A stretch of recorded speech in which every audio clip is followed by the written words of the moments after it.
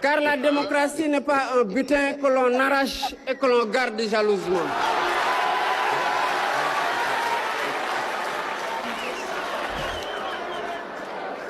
La démocratie, c'est une flamme que l'on se passe de main en main et qu'il ne faut jamais laisser s'éteindre.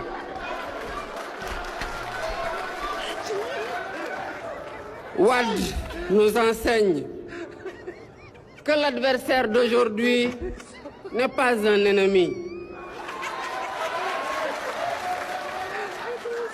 C'est un compatriote bienveillant qui voit le pays autrement et avec lequel il faudra, une fois le combat terminé, continuer d'habiter en paix la même maison Sénégal.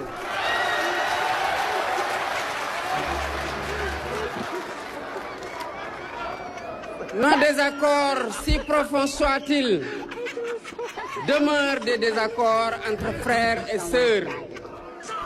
Oh non! On peut s'opposer sans se déchirer et se succéder sans se détruire.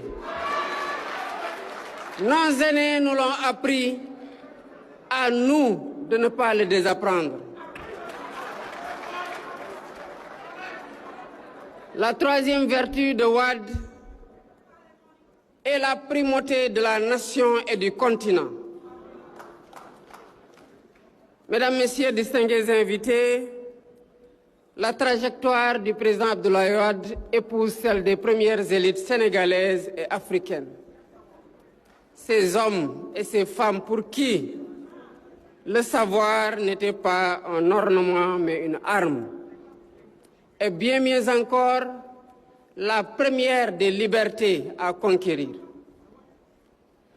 Sous le pouvoir colonial, il leur fallait des efforts inouïs pour atteindre les sommets. Et ils les ont fournis avec une faim d'apprendre qui devrait faire honte à notre époque de facilité. De l'école William Ponty au double doctorat en droit et en économie, jusqu'au décanat de la faculté de droit de Dakar, puis au barreau, où son talent fit sa renommée. Sa vie fut celle d'une intelligence rare. Mais cette intelligence, il ne l'a jamais mise au service de sa seule ascension. Il l'a mise au service d'une cause plus grande que lui. Dès 1956, au premier congrès des écrivains et artistes noirs, on le trouvait déjà aux côtés d'Alioune Diop, de Senghor, de Cheikh Anta Diop. Imaginez un seul instant ce que ce seul tableau évoque. Tant de génies réunis sous un même toit, à la même heure, portés par une même certitude, que l'homme noir avait le droit de penser le monde et non seulement de le subir. Leur parcours politique devait ensuite diverger, parfois jusqu'à les dresser l'un contre l'autre. Mais par-dessus tout ce qui les sépara, et qu'ils tenaient cela en partage, cette chose qui les dépassait tous, c'était le pays d'abord, le continent d'abord, et la conviction que ce qui unit une nation pèsera toujours plus lourd que les clivages de toute nature.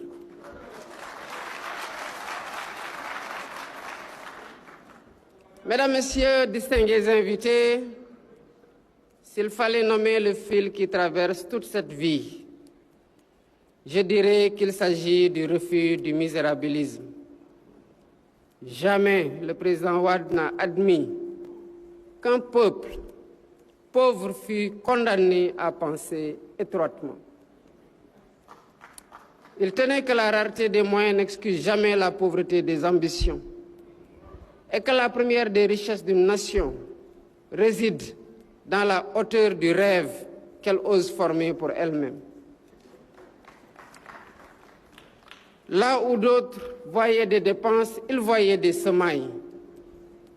C'est ainsi qu'il fit de l'éducation une priorité absolue, un investissement pour l'avenir, le plus sûr de tous, celui que l'on place dans l'intelligence de ses propres enfants.